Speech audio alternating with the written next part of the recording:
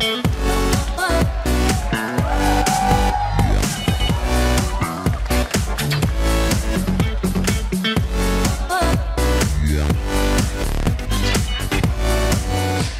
back to the League of Legends Season 3 World Championship. It's time for our first match of the day, everyone. Southeast Asia's Mineski versus Korea's Samsung Galaxy Ozone. Coming into this match, I don't think anyone, including our analysts right now, are giving Mineski much of a chance here, Jap. No, and it's because Mineski looked entirely overmatched yesterday in every aspect of their games. They just weren't really able to put things together against Gambit. You know, that game they were killed 21 times in 24 minutes. And then in their game against Fnatic, they almost lost the game in 17 minutes. Right. And Mineski's mechanics are okay. They keep up with Fnatic in terms of farm for the most part, but then they just kept getting outplayed by all the other aspects of the game. Yep. That was it. Absolutely. Well, Mineski has to be feeling a little shell-shocked after yesterday's matches. Ozone had their own implosion as they were upset by Gambit Gaming.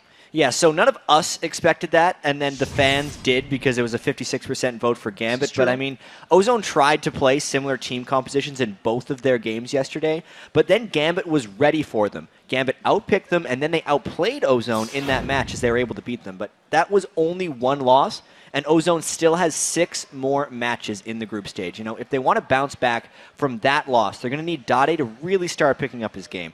Double have called him out a little bit yesterday after he got beaten in matchups against ManCloud and Alex each. So he's going to need to return to that MVP form of the spring, even though his champions have been nerfed out a little bit, if Ozone wants to make a play for the Season 3 World title. And another person that Ozone will turn to as they try to bounce back from yesterday's upset is their leader, Home. Even though he hasn't gotten his chance to play on the world stage, he's still the heart of one of the world's top teams. 정말 운이 좋다고 생각해요. 저는 이번 시즌에 롤드컵을 나갈 수 있다는 게. 한국 게이머들이라면 누구나 한 번쯤 가고 싶은 곳이니까 아무나 갈 수는 없는 곳이잖아요.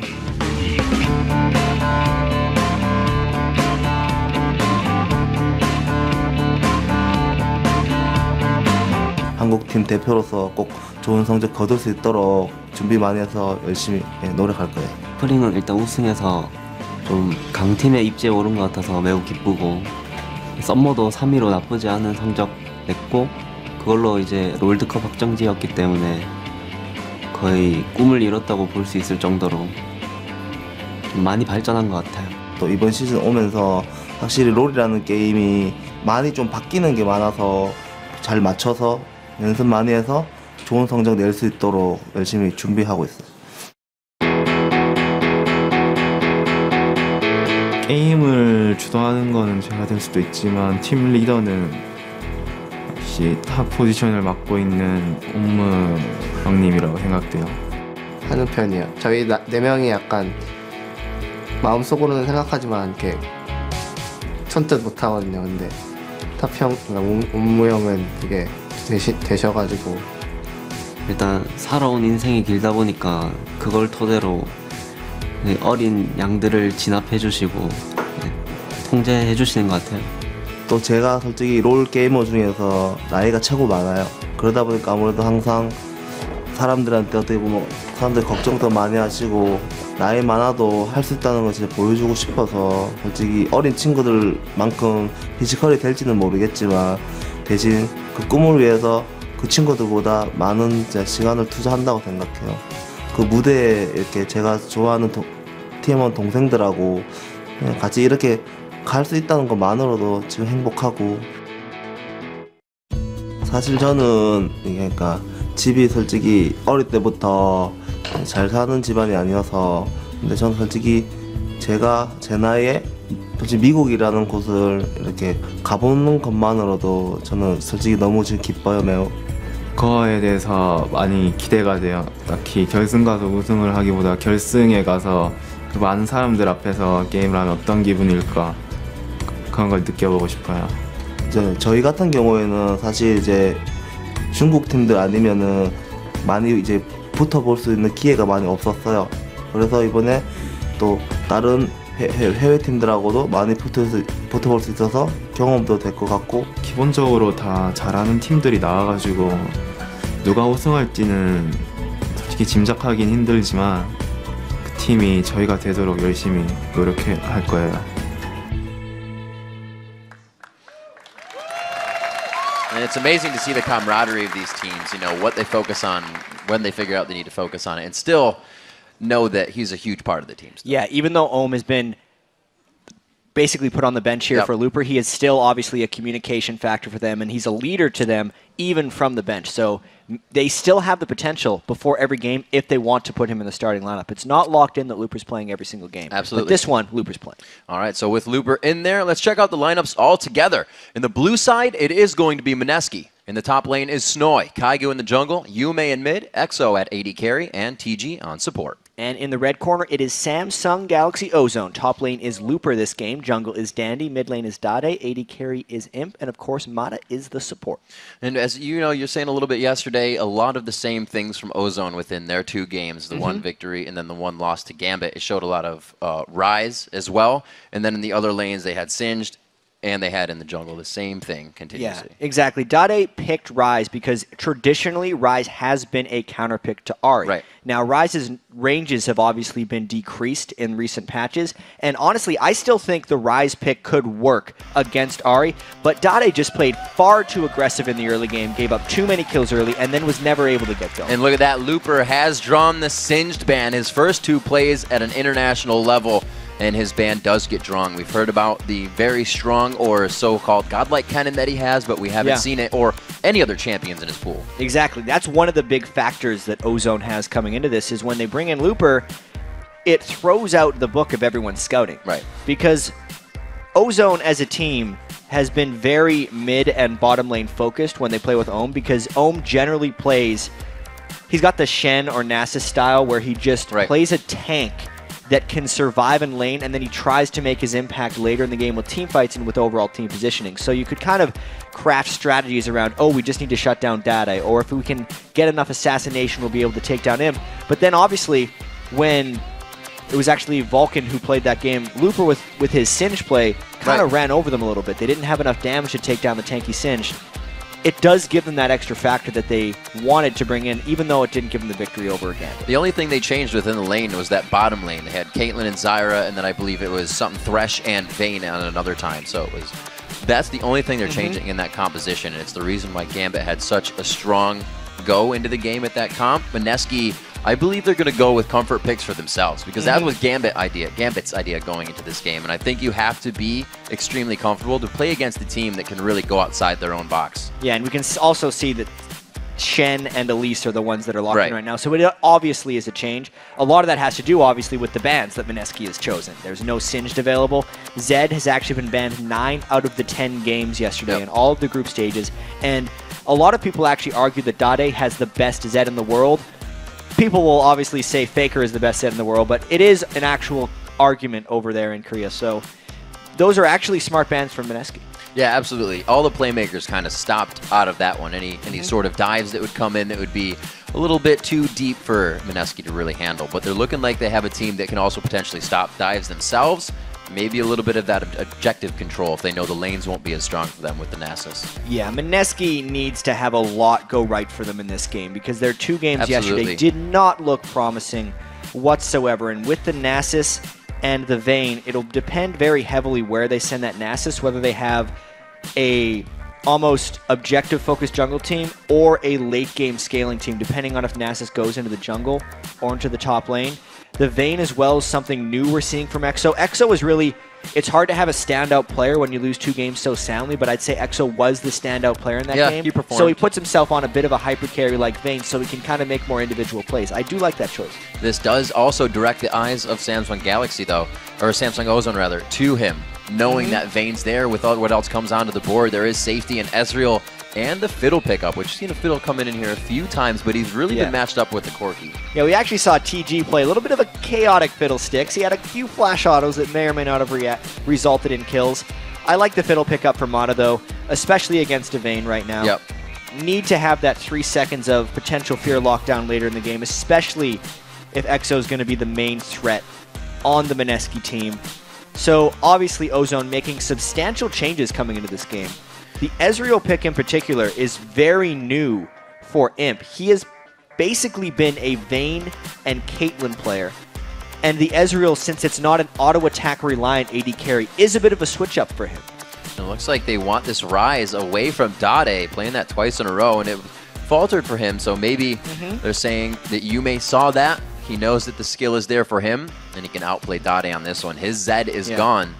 That champion pool is something that the analyst desk was talking about for Dade. Yeah, and this is where he was going to swoop in and pick the Ahri against him, but they banned it themselves, so they're not able to. This well means, played there. Yeah, this means Dade has to challenge his champion pool. Jace used to be one of his big picks. That's a lot of AD on one team. Absolutely right there. That's a heavy AD-focused team. They have a bit magic damage coming out from Dandy's jungle Elise. But once again, this is not showing really huge adaptation from Dade. This is just defaulting back to things that used to be good for him. Against Ryze, he should be able to bully him fairly heavily early in that mid lane, and it's meaning Dade is just trying to adapt now.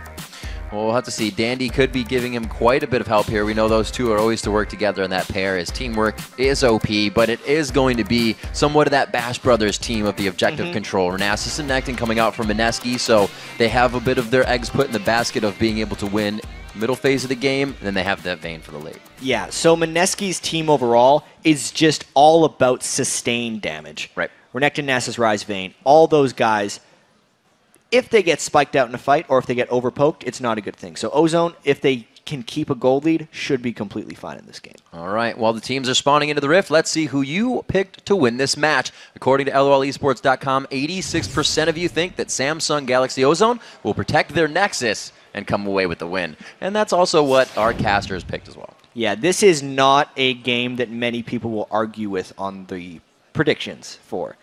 Even though Ozone was 1-1 yesterday and technically Mineski was only 0-2, the way in which the games were played and the expectations coming into this tournament and the World Championship, obviously, just it makes it a bit of a landslide as far as the voting is concerned. And actually, you could see there on the camera that was Mata sitting in the chair. His jacket was shaking. They're just kind of tapping the leg. Everybody's nerves are kind of at that perfect point right now where they just want to get into the game and get everything ready. And that's exactly where we are at here at the studios. We are going to be live from Los Angeles, and we are on to the Rift, Rivington and Jat, to bring you Mineski versus Samsung Galaxy Ozone, our first game here out of Group B on Day 2 of Worlds.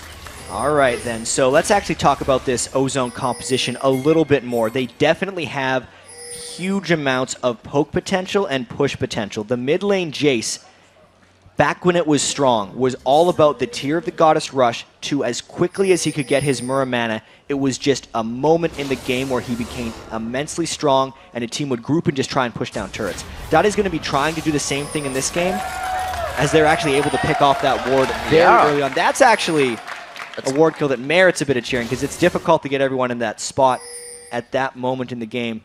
But to talk about Dade a little bit more, it's really... He couldn't That's get one it. hell of an Explorer ward. Yeah, Dade needs to be able to get going early in this game, and I'm expecting some early grouping from Ozone. A double Doran start here. Dade looking to do some damage. We'll see what actually he goes to, because it does not look like we are going to get standard lanes as they mill about the map to begin this one. A good line of scrimmage set up by both teams, though. Neither really want to partake in any engagements here. Yeah, not really deep wards either from the teams. They're not looking to invade each other. It is a Thresh, Shen, and Fiddlesticks, plus even a Ryze. Like, there's a lot of things that if a team were to invade straight into, it would potentially result in death. Not be good. No, that would be a bad thing.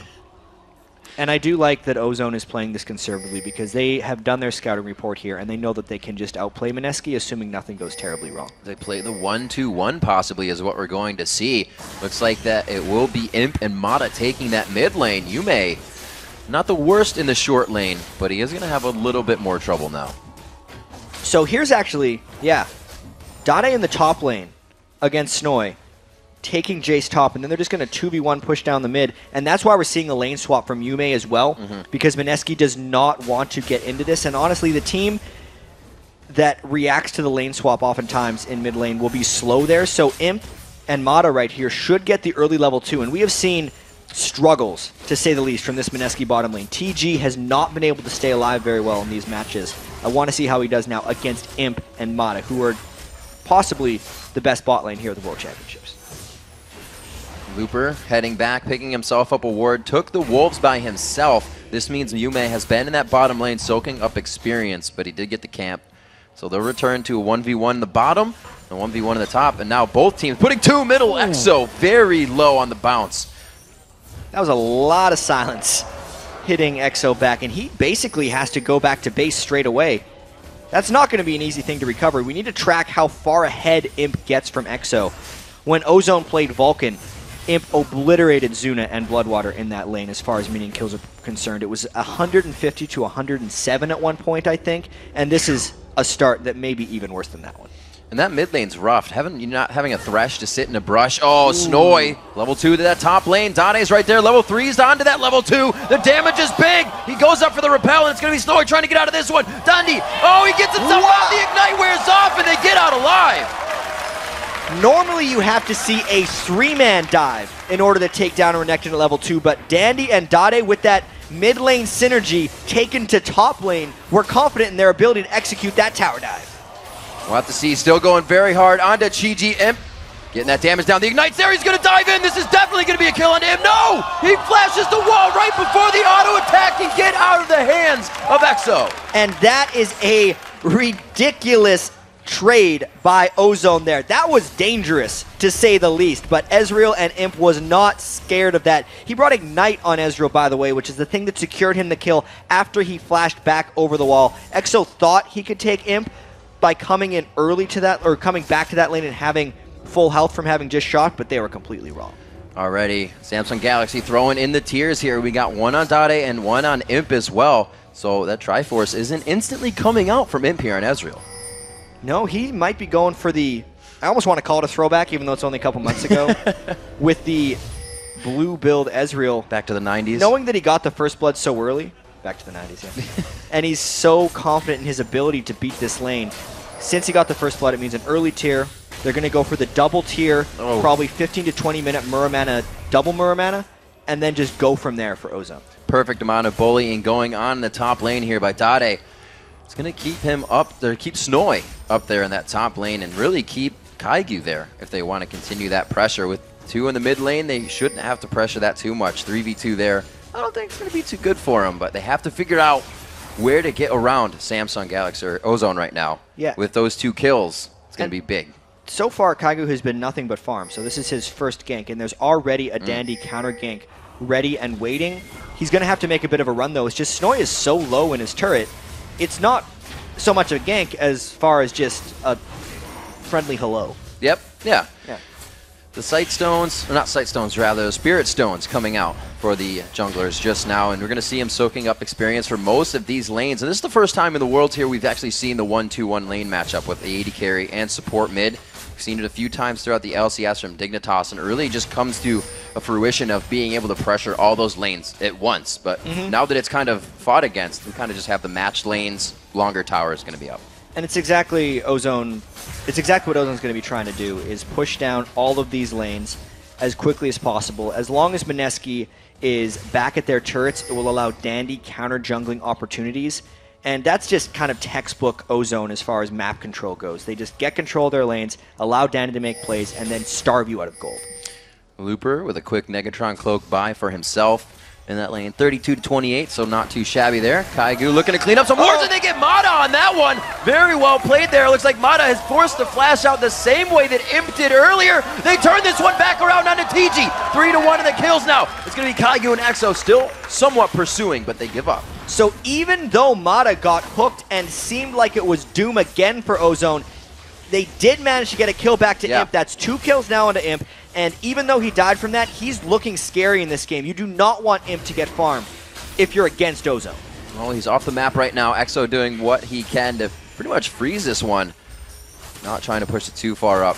Dandy's soaking up all that experience. Everybody now leaving the base of Mineski to come back to lanes, and they are going to switch it up actually. Renekton now to the bottom as Snoy takes it up against Looper, and they match up against Dade in the top lane on Jace. This is a little bit strange because Dade was doing such a great job against Snoy, and even though Ryze has seen some top lane time since we've seen Ryze in this tournament, it's been more of a mid laner. I almost feel like this is just an attempt to slow down Dade's farm in the slightest. They don't think he's going to be able to bully Ryze as well as he was bullying Renekton, but if that lane pushes out at all for Yume, he's incredibly vulnerable to ganks from Elise, and that's why top lane Rise is always a bit of a risk.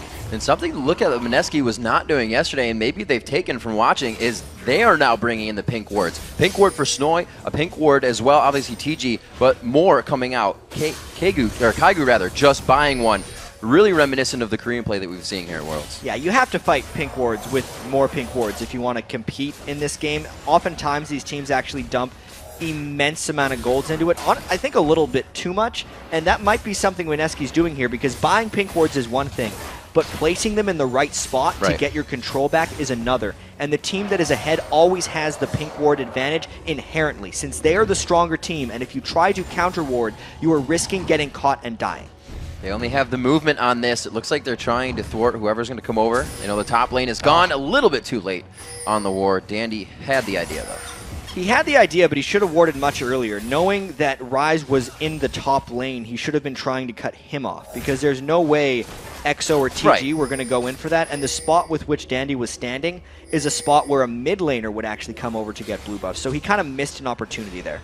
And that Stand United is up, but I feel it's go. Oh, Mo's Kaigu from the backside here. Dandy finding him out. It's going to be a 3v1. Just on the other side is TG next, though. TG puts himself in the middle. He does have his ultimate, but he doesn't decide to throw it in the box until he's farther out of the fight there. Mineski going down on that one pretty hard, but Galaxy losing one as well. That's exactly what we were just talking about. You can fight pink wards with pink wards, but you have to be able to use them properly. They tried to be safe there with TG throwing in the Thresh Lantern so Kaigu could get out of there, but the Lantern wore off.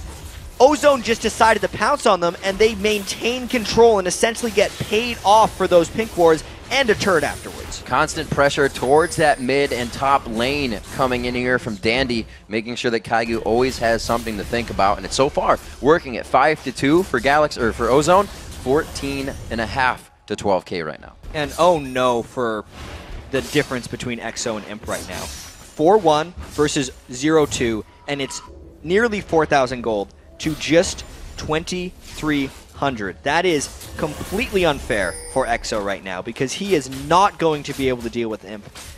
No matter what, Imp's build is actually progressing very slowly. He's building a bunch of components right now. A Vamp Scepter generally doesn't give you immediate power in lane. The tier needs about 20 minutes, and it needs to be transformed into a Manamune as well to get effectiveness. But Imp is just so confident in himself and his team that he doesn't care that his build is progressing slowly, because he knows the moment in time that he is going to hit those items and complete them, and he's just getting them all. And it's almost scary to be a Vayne that's behind, because people almost know that third bolt is what they're looking for. You have so much more time to fight a Vayne that's low HP, knowing that third bolt's the damage. Hit me with everything before that. And Imp, more than happy to take the fight, but putting himself in the bottom lane now. They're going to let him farm away. And Imp knows a thing or two about Vayne, so he should be able to handle EXO. Imp is definitely the most famous Vayne in all of Korean League of Legends here. I don't know about the world. We'll have to have an argument about that. See what Doublelift has to think Exactly, Doublelift. But there's a big dragon for Ozone. They're definitely pulling ahead in this one. And this is just how much trouble Snoy is in. Imp, the 80 carry who has been in the dual lane most of the game, is nearly going for kills right now. In fact, Mineski's trying to set up a counter gank, and at one point, Kaigu just decides to show himself. A lot of safety there, getting back out. Kaigu trying to go for the Wither, but there was no follow from Yume, no follow from Snoy. Why? Because Dandy is on the backside. The movement from Dade, they are all rotating to correct any situation Mineski is trying to put forth. Yeah, this is going very badly for Mineski. Even though they've gotten 2 kills, this is not that much different from the other 2 losses. They're trying to make a few plays right now with 4 people down at the bottom side of the map, but they're just losing farm opportunity right now, and even getting pushed back by just a Fiddlesticks and an Ezreal. All the while, Dade is doing whatever he wants in the mid lane, stacking up that tier. The pink ward control gives them everything from that dragon side down, which they have just taken for themselves. Dade not having too much trouble to farm this in mid. Snoy really doesn't want to give him any trouble either. A level down there at 9-8. Kaigu over Dandy by 1 level, though. Having to be in that lane and soak up all the experience has given him that, but they're not able to go ahead and use this just yet. Looks like Rise building up the tier and the Rod of Ages, so it's going to be a long haul if Mineski can make it. You may still yet to buy movement speed, which will make it very difficult for him to dodge any shock blast that Dade throws out once the turret sieging begins. You can see Dade rushed his last Whisper there. Yeah. His Tear of the Goddess is actually at 284 of 750, so it's still got some time. Imps is farther ahead of Dade's. He's at 300 of 750 only because he got it so quickly after picking up that first blood in the mid lane. And even with his random component set of items, the Sheen getting procced every time he throws out a Mystic Shot, he's not even that strong with his items, but he's still able to push back everyone on Mineski. That's how badly Mineski is losing this game. And we see Imp's build fitting in a Scepter there as well with the Sheen, so he may still decide to go blue. May still decide to go for that Triforce. Looks like it's going to be a Fist, though. With that chase coming in from Dade and the Acceleration Gate, they'll be able to continue these fights. They have the utility to do that as well. Snoy back against Looper, 8 to 10 in that lane. Oh man, Fiddle coming out. Exo goes down from the extended Ignite, but the running Ignite, as well as TG following after Galaxy Ozone trying really just to take this game over immediately. Another Ignite kill as well for Imp, and he's able to take Ignite on Ezreal just because he feels so safe against this Mineski composition. Oftentimes people would be worried about a Nasus and think they have to bring Cleanse to deal with late game Wither, but especially on Ezreal, who's so heavily reliant on spells, and also the fact that Imp thinks this game is going to be over quickly, he's just taking Ignite for the lane kills, and it's totally paying off. And as far ahead as they are, I don't know if he hasn't gone back yet or is only buying consumables. He has 1,200 on him. So Mata has just been on the map facilitating that silence utility as well as the fear to help his team get kills. The control they have in the wards is just allowing them not to have to go back and buy more and still invading the jungle. Ozone on the aggression. There's a nice Shock Blast steal there by Dade, and it's going a little bit pear-shaped, not very good right now for Mineski. Imp finishes his Iceborne Gauntlets extremely quickly because all he cares about at this point is just helping the rest of Ozone chase people down for Mineski. Sunfire Cape was completed onto Looper, which means his split push is going to be activated very quickly. He has not been under any lane pressure necessarily. He didn't even have to buy boots yet on Shen. Mineski would have to do something completely amazing to come back at this point because all signs are pointing to a quick and decisive Ozone victory. And I'd be surprised if this did not turn into a pretty big fight here in the next few minutes. It's the last tier, third tier turret that stands for Mineski, and no turrets yet down that they have been able to find on Ozone's side. Looks like they could get the fight that they want coming on the bottom side as Mata, but his ult is down, so this is all pretty much going to be what you see in front of you in skill shots. And Imp is making a run up the bottom lane a little bit. If this turns into a poke or a siege war with a blue buff on Jace, there's no way Mineski can hold at this turret. Also, Ryze got caught by Ezreal. Yep, they ping him out. He does go for the Iceborne. He gets that at 15 minutes while double dipping into a few extra builds. He flashes into the wall, and the fear connects just after. Unfortunate for Yume. Well, the Iceborne Gauntlet Rush from Imp is what kind of created that when he caught them with the Mystic Shot, and it gave him more of a slow than the red buff would have. Then the Flash Fear over the wall by Matic gave them yet another kill and more pushes on the turrets. All the aggression. They leave the top turret, actually. That's Dade's. He's going to take that himself. They put some mid pressure down.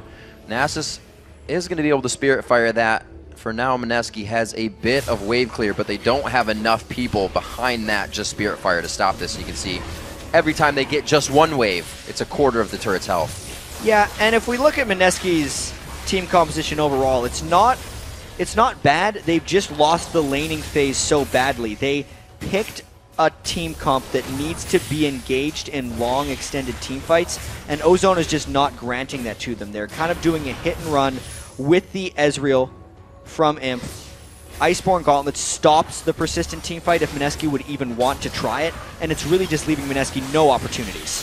Going in out of Exo, the Repel goes up, and this is the aggression that they are so sure of. Dandy pretty much telling the team, we're not fully fighting, I'm going in to be aggressive. But here comes the stand united. Dandy very low on mana. He's going to be staying on the outside. Mata goes in for the ultimate. He is focused down very fast. They're looking at Yume now. Eyes onto him. He takes the Lantern home. The safety is there, and the Ignite will not take him out. Oh, the Shock Blast just on the tail side there. Looks like they will finish off Snoy.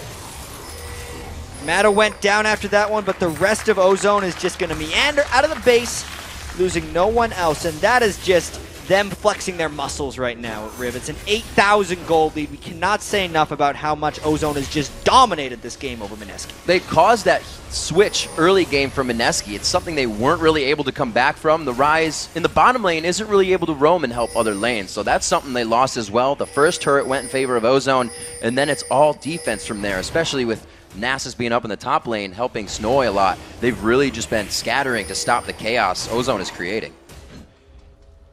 Yeah, this seems like it's just going to be a mop-up for Ozone for the rest of this one. Oracle's Elixir got picked up on a Dandy. Yes, there's a dragon that Kaigu is looking to go and take, but it's a bad idea. This is a bad idea. Get out of there, guys. So they throw it on the pink ward, but they have one in the back as well. A little bit of a sneaky one that may cut off the vision of a pink that comes from Ozone. We see Dade and Imp very ready for a dragon if it comes up. The team has already started it. Exo is just in the mid lane by himself, so no Vayne for this fight, and that Vayne only has a Vampiric Scepter. So it looks like Ozone gets this, and this Kaigu can get himself in. No, it does go to Dandy, and he will not be able to do anything about it. So this will mean, because we got a lot of games coming up today as well, this will mean Ozone, assuming they win this game, yeah, will move to 2-1 on the group. And that one loss yesterday, because we got to keep in mind these are 8 games per team in these groups. The one loss does not mean the end of the world for Ozone. Cannot wait to see. I feel like Mineski got trapped in an incredibly close and difficult group right now because Ozone, Gambit, Fnatic, and Vulcan are all on an extremely high level, and all those games, actually aside from the Ozone Gambit game, have been pretty close, at least in some point in the game. And Mineski's just not in that class of teams right now, so they would have to do some type of miraculous thing to even take a game in this group. They've definitely changed up their play style a little bit, but it still holds them at a plateau just under where Ozone is. Their pink warding still coming out. The mana immunes being finished up here. Boots of Lucidity almost have the same effect and burst coming out of those two champions. Not the same on the Shock Blast, but Dandy on the hook here. This may be what Ozone wanted, though. They know they can instantly pick people out, even if it's under the turret. It really isn't there. Looper taking a bit too much damage, but that was his job as the tank. And you can see Dade on the backside single-handedly zoning these guys out till they finally take him down. That was a really sloppy dive by Ozone. They got caught within the turret. This is a team that's 10,000 gold up against Mineski, who was holding an extremely dangerous turret that should have been able to get turned around. But Ozone did not get a clean dive. They're going in for round 2, though. And that's not the amount of damage you can take if somebody is diving your turret. They do go 1-for-1 again, but that's going to be a 3-kill shutdown going to Yume. Yeah, this is not the most impressive closing of the game here by Ozone because they were able to jump out to such a huge lead. They still don't have their Manamunes transformed into Muramanas yet, but giving up that many kills in a turret dive right now isn't the type of play that's going to get them out of this group. We'll see if they're getting a little lax with the lead that they have. It's not something that we usually see from Korean teams. They're still pink warding. Looks like Spirit Vision's almost coming up onto Looper. He'll be able to get that ultimate out more with the Sunfire Kate push, as we were talking about previously. And that's actually, that fight did set Ozone back, but they're not going for something right now. They want to get their lanes pushed and then get back to where they were and hopefully not make that mistake again in their mind. And I mean, we do have to keep in mind that Mineski has a team composition built around extended fights. The long duration of the Nasus and Renekton ultimates will do a lot of work in long fights. Rise, of course, is not a burst damage caster, but instead needs to rotate his spells multiple times in a team fight to be effective. That's kind of what Ozone let Mineski do in that one, with the slow nature with which they turret dove. The fight was very long, and Ozone needs to do more to just poke them down because they can do it very easily. Jace plus Ezreal plus even an Elise Cocoon. You land one of those things and you're going to take someone to half health or even worse, and then they can just kind of wear them out. It's not like Mineski has any type of sustain at these turrets. And here we go. It's kind of round 2 at a different turret. Let's see if Ozone does a little bit more poking and a less sloppy turret dive. Kaigu standing in front a bit with Snoy there as the Bash brothers. Kaigu picking up the Locket of the Iron Solari for a bit of that extended fight you're talking about, looking to mitigate a bit of that damage for his team as they're all quite behind. So the burden he is taking on his shoulders. We see Merc Treads coming out on Yume so he can keep himself. Nothing coming from that death sentence, but that now lowers you know, how much scare is put out here by Mineski. See, there they've taken Exo to below half health, and it just means Mineski has to back off the turret. This is what they need to be doing. Continuously pushing another wave there, mid lane past River. Their bottom lane won't be anything they're looking at right now, so it's either going to be this rotation to mid or the fight they grab here just by constantly pressuring these turrets. And something that we actually don't get to mention that frequently is how well Fiddlesticks works in poke compositions. because against good teams that can control wards, it's almost impossible to get strong Fiddlesticks ultimates off. But if you're a poke comp, the counter to a poke comp is to go in and fight them, and that's meaning you're jumping into a Fiddlesticks Crowstorm, which is why Mata was really smart to pick Fiddlesticks in this team comp. A 5-man group defense cannot stop the damage from going on the turret. They throw down the Locket of the Iron Solari, and it looks like they get the Flash Flay. Fiddlestick's going to walk out of this one, silencing everybody down the line. Mata going down there, and it looks like they may try to turn on this one. Looper goes for the flash. He gets locked up there. TG going to be going down onto this one. They keep trading kills back and forth. So far, Mineski on top. Yume very low. Can he make it back into the fight to help his team? It's going to be the shots onto Imp. Looper coming in with the ultimate. Tries to get Exo so the damage can't be done. Kiting very well. Blade of the Rukin keeping Exo alive in the fight. And holy crap, Mineski comes up huge. That is not expected right there. This is a team that is 10,000 gold behind Riv, but they are catching fights in the right spot. Right now, Ozone is not deciding to fight here. Rise got so much damage out with his ultimate before that fight began, and then Ozone split. TG made a great play there with the play onto Mata, catching them out. And look, Imp is over the side of a wall. He's not team fighting. Dade was nearly dead before this fight happened, and Ozone should honestly just disengage. They should have used their acceleration gate and ran away, because in extended fights, apparently even with 10 to 12,000 gold disadvantages, Mineski can come out on top because Ozone is not using their competition to its strengths, and in team fights, Mineski is.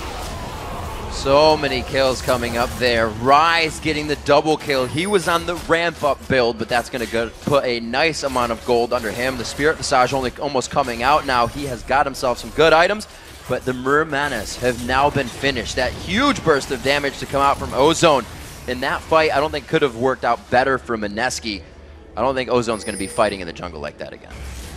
I'm actually wondering, because they've been waiting to get those Mermanas for quite a while, and they've been extremely confident in the way with which they're approaching this game, because they know they can hit tab, they can see the item differentials, they know how well they've been out farming. Mata gets hooked again though, and this is a 5v5 breaking out. Gotta remember, Mata went down first in the last fight too! Mineski keeps it going, their foot, it's on the pedal, and the pedal's to the ground. Kaigu in the front of the fight here, tries to get the Wither down, he is going down. They're trying to put a body block for Exo right now. He's not being focused, but they do finally turn their eyes on. It's been a 2-for-1 so far. Mineski's looking to have 3 standing right now. They may not stop, they will not stop, and they keep going on to Exo. Looper and TG back and forth, and it looks like they'll be able to close off TG in just a few seconds. Yeah, Ace comes back. In that fight, Ozone was actually able to play the disengage properly, and they get the ace back for themselves. Those were the Muramanas doing their job in that fight for Ozone. Dade and Imp doing so much more damage. Now they can push in for an inhibitor, which took them a long time to get here. That was definitely stalled very well by Mineski. They figured out what they needed to do. Like you said, a 10,000 gold fight down, they were able to win.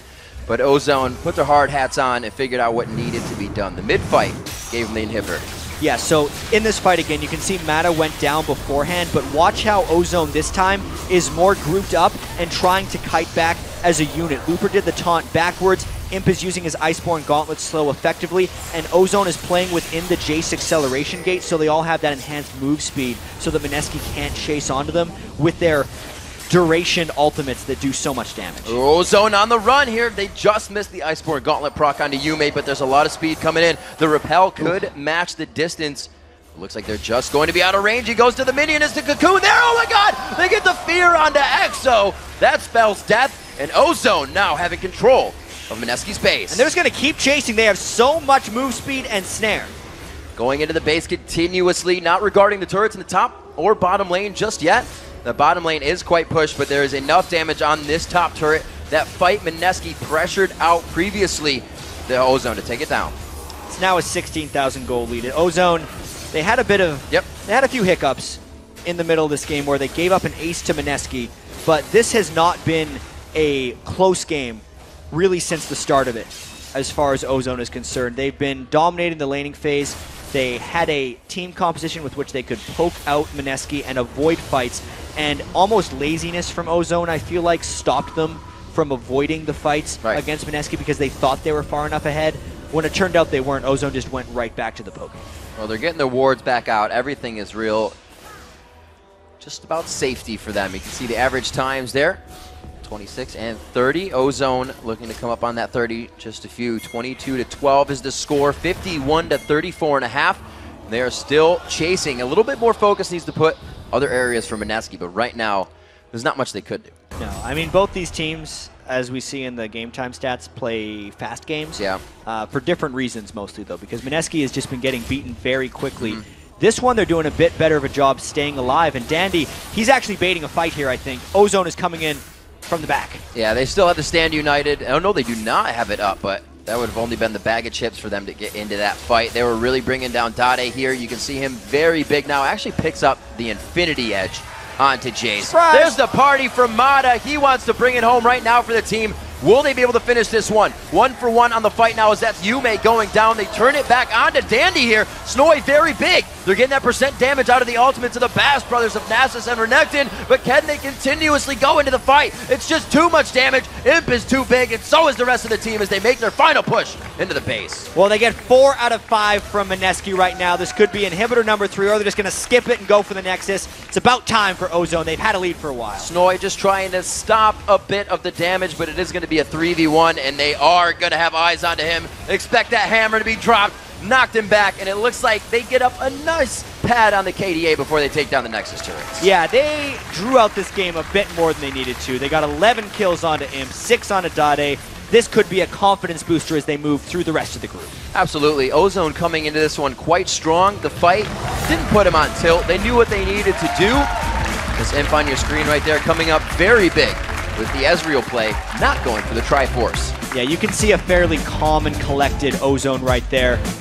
Looper on the end, not too pleased with his Shen performance there. 5-2 and 13 is his score. Obviously, Mineski has a lot of thinking and planning to do. This is the 3rd game in a row which they have not competed really. There's only one more team in the group that they get their first look against, and none of these looks have been very good for them. So now the fans see a different composition of Ozone finally coming in here, running that Singed comp twice. We'll have to see if Looper pulls out anything else for the fans. They're not really trying to keep themselves hidden, but they are using what they need to. Yeah, I mean, they are going back a little bit for Dade. I think he's the one we need to track the most.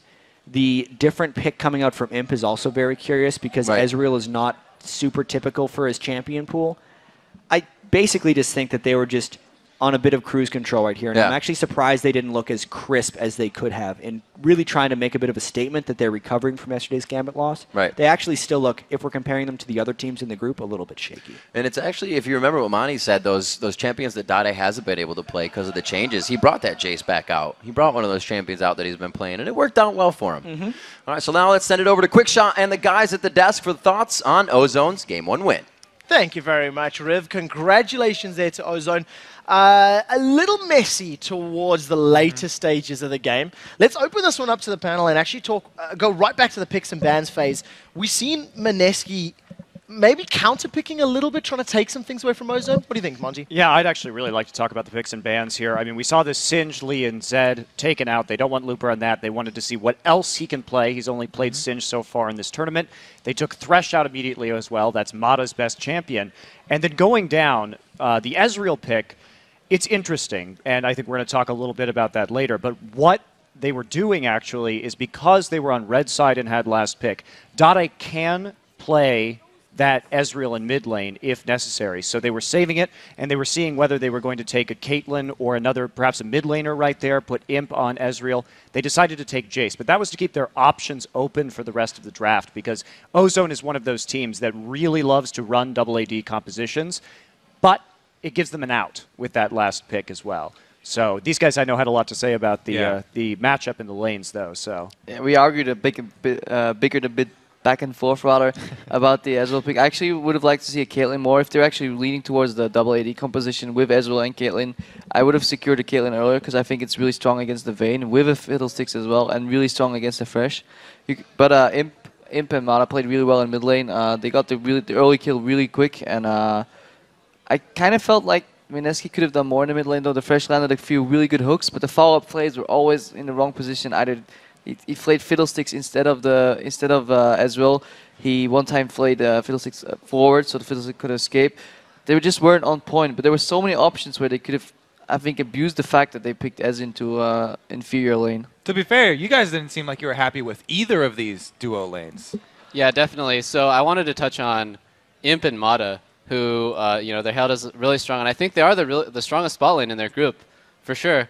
But their champion pool, you could tell this game, Corki was up, and Imp chose to play Ezreal instead of Corki, which to me means because they banned Corki 2 times and he didn't play it the 3rd time, he doesn't play Corki, which is a big disadvantage to him because he needs to learn to play a counter. Graves, Varus, Ashe can do well. There's a lot of skill matchups, but Graves and Varus come to mind as counters. He needs to either play Corki or play the counters. And that's something like he needs to adapt with fast because Corki is going to be big for other teams. Yeah, I think that's a pretty big hole in Ozone's strategy right now that's been exposed very early. Was that Just leave it right there. Yeah, global warming definitely going to be a problem. But yeah, I think that's a pretty big weakness to expose very early. But they also have shown Looper does have more than just Singed in his pack. So I want to ask a question now. Let's take a step back. First of all, Ozone, even though it was slow in the beginning, they did close the game out once they got the ball rolling and a few misplays here and there. We've already talked about the fact that Home in particular, we feel that he may not be as strong on this patch thanks to some of his champions being nerfed and some of the changes to the game. We've mentioned that about Dade. We've seen it in action already. We've briefly theorized about Imp. I mean, Corki, this is the first game out of 11. Not picked, not banned. So do you feel that Ozone, even though individually they're very strong players, their champion pools may limit how far they can go in this tournament? I completely agree. And in fact, this is a champion pool that I would have expected to see out of Ozone maybe 2 or 3 months ago, back when they were winning Champion Spring in Korea.